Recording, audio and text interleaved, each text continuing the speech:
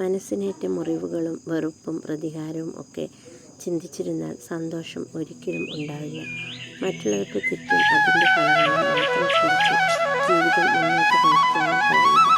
ജീവിതം വളരെ ചെറുതാണ്. നിങ്ങളുടെ മനസ്സിൻ്റെ മുറിവുകൾക്കുള്ള മരുന്ന് സ്നേഹവും ക്ഷമയുമാണ്.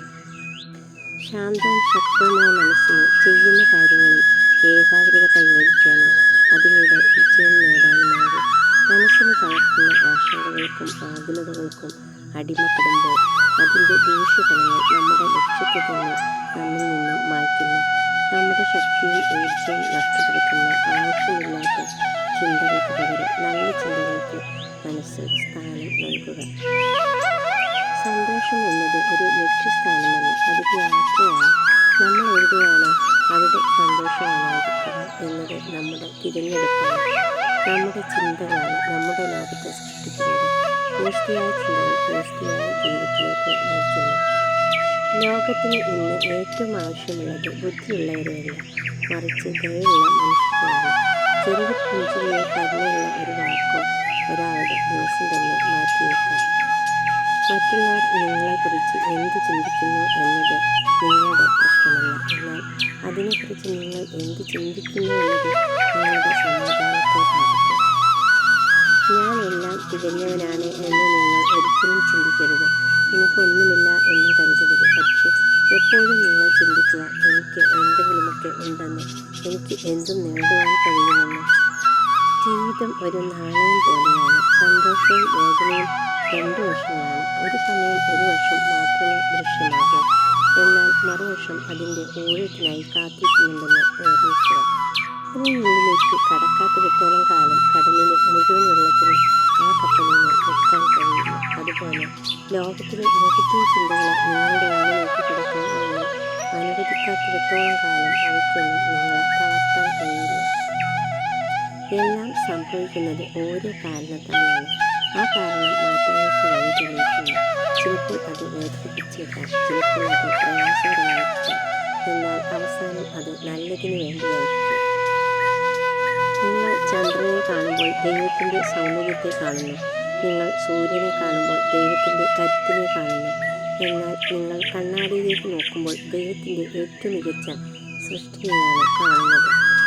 2 തവണയിലധികം നിങ്ങളെ നിരാശപ്പെടുത്തിയ ഒരാളെ ഒരിക്കലും വിശ്വസിക്കരുത്. ആദ്യത്തേത് ഒരു മുന്നറിയിപ്പായിരുന്നു, രണ്ടാമത്തേത് ഒരു പാഠം. എന്നാൽ അതിലധികവും സംഭവിക്കുന്നത് അവർ നിങ്ങളെ ചൂഷണം ചെയ്യുന്നത് കൊണ്ടാണ്. നിങ്ങളോട് തെറ്റ് ചെയ്യുന്ന മനുഷ്യർക്ക് മാപ്പ് നൽകുക. അവർ ചെയ്ത തെറ്റുകളിൽ അവർക്ക് ഖേദമില്ലെങ്കിൽ പോലും.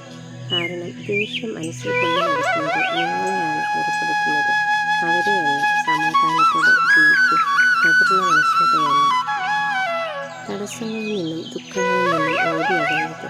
നിങ്ങൾക്ക് അവയെ അതിജീവിച്ച് ഉയരാൻ കഴിയും.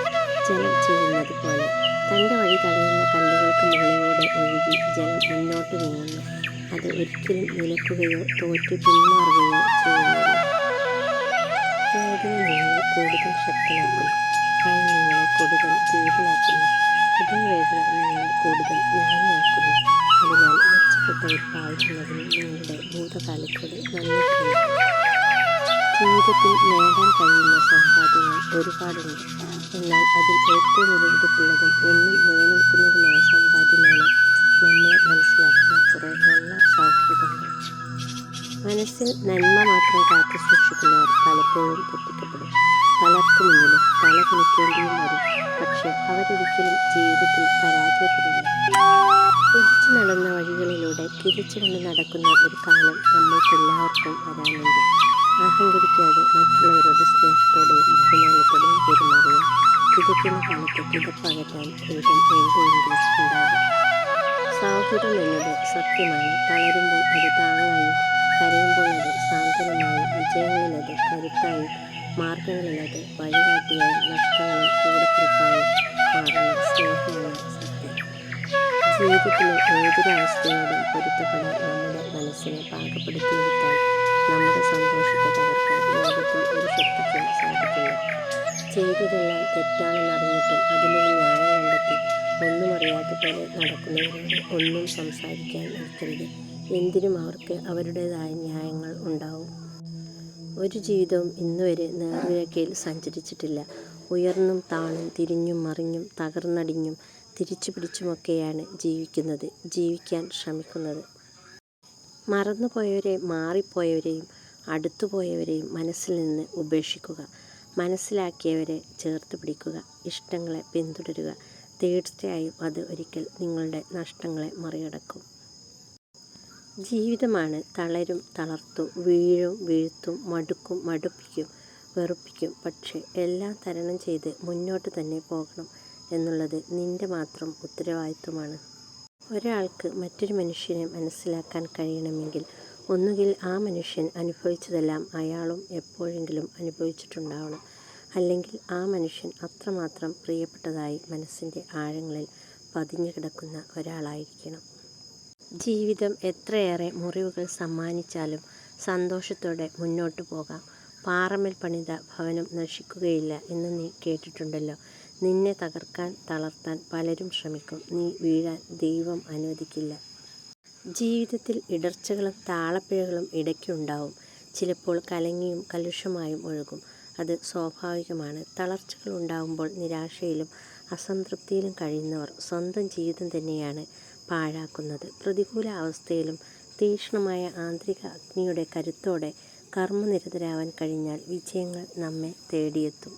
ഒരു വസ്തു ഉടഞ്ഞുപോയാൽ പിന്നെ എങ്ങനെയൊക്കെ കൂട്ടിച്ചേർത്താലും പഴയതുപോലെ ആകില്ല. അതുപോലെ തന്നെയാണ് മനസ്സ് ഒരിക്കൽ മുറിവേറ്റാൽ എത്രയൊക്കെ സന്തോഷിപ്പിച്ചാലും ആ മുറിവ് അങ്ങനെ തന്നെ ഉണ്ടാകും. നഷ്ടപ്പെട്ടതിന് ശേഷം തിരിച്ചു ലഭിക്കുമ്പോഴുള്ള സന്തോഷം, കരഞ്ഞതിന് ശേഷം പുഞ്ചിരിക്കാൻ സാധിക്കുമ്പോഴുള്ള സന്തോഷവും അനുഭവിച്ചറിയണം. പരാജയം എന്നതും ജീവിതത്തിൻ്റെ ഒരു ഭാഗമാണ്. പരാജയപ്പെട്ടതിന് ശേഷമുള്ള വിജയത്തിൻ്റെ സന്തോഷവും അനുഭവിച്ച് തന്നെ അറിയണം.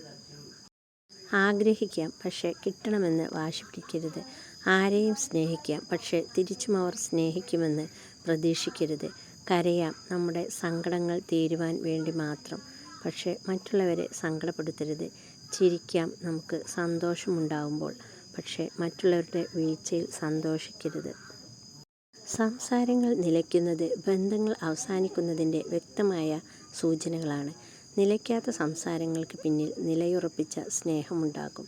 അതില്ലാതാവുന്നിടത്ത് യാചിക്കരുത്. ആവശ്യമുണ്ടോ എന്നതല്ല, അവരുടെ തിരക്കിനിടയിൽ നമ്മളൊരു ശല്യമാവാതിരിക്കുക. ചിന്തകളെ സൂക്ഷിക്കുക, കാരണം നിങ്ങളുടെ ചിന്തകളാണ് നിങ്ങളുടെ വാക്കുകൾ. വാക്കുകൾ സൂക്ഷിക്കുക, കാരണം നിങ്ങളുടെ വാക്കുകളാണ് നിങ്ങളുടെ പ്രവൃത്തി. പ്രവർത്തനങ്ങളെ സൂക്ഷിക്കുക, കാരണം നിങ്ങളുടെ പ്രവൃത്തിയാണ് നിങ്ങളുടെ ശീലങ്ങൾ. ശീലങ്ങളെ സൂക്ഷിക്കുക, കാരണം നിങ്ങളുടെ ശീലങ്ങളാണ് നിങ്ങളുടെ സ്വഭാവം. സ്വഭാവത്തെ സൂക്ഷിക്കുക, കാരണം അതാണ് നിങ്ങളുടെ ജീവിതം നിർണ്ണയിക്കുന്നത്. മനസ്സിനേറ്റ മുറിവുകളും വെറുപ്പും പ്രതികാരവും ഒക്കെ ചിന്തിച്ചിരുന്നാൽ സന്തോഷം ഒരിക്കലും ഉണ്ടാവില്ല. മറ്റുള്ളവരുടെ തെറ്റും അതിൻ്റെ ഫലങ്ങളും മാത്രം ചിന്തിച്ച് ജീവിതം മുന്നോട്ട് നയിക്കാൻ കഴിയില്ല. ജീവിതം വളരെ ചെറുതാണ്. നിങ്ങളുടെ മനസ്സിൻ്റെ മുറിവുകൾക്കുള്ള മരുന്ന് സ്നേഹവും ക്ഷമയുമാണ്. ആ മരുന്ന് നൽകാൻ കഴിയുന്ന ഡോക്ടർ നിങ്ങൾ മാത്രമാണ്. ഇഷ്ടമില്ലാത്തവരുടെ അടുത്ത് സ്നേഹമോ പ്രീതിയോ സമ്പാദിക്കാൻ ശ്രമിക്കരുത്, കാരണം അത് അഭിമാനം പണയം വയ്ക്കുന്നതിന് തുല്യമാണ്. ഇഷ്ടക്കേടും പൊരുത്തക്കേടും ഉള്ളവരുമായി സഹകരിക്കരുത്, കാരണം അത് വേദനയെ സമ്മാനിക്കും. മറ്റുള്ളവരുടെ ഇഷ്ടമനുസരിച്ച് ജീവിക്കരുത്, കാരണം അവിടെ നമ്മുടെ ഇഷ്ടങ്ങൾക്ക് വിലയുണ്ടാവില്ല.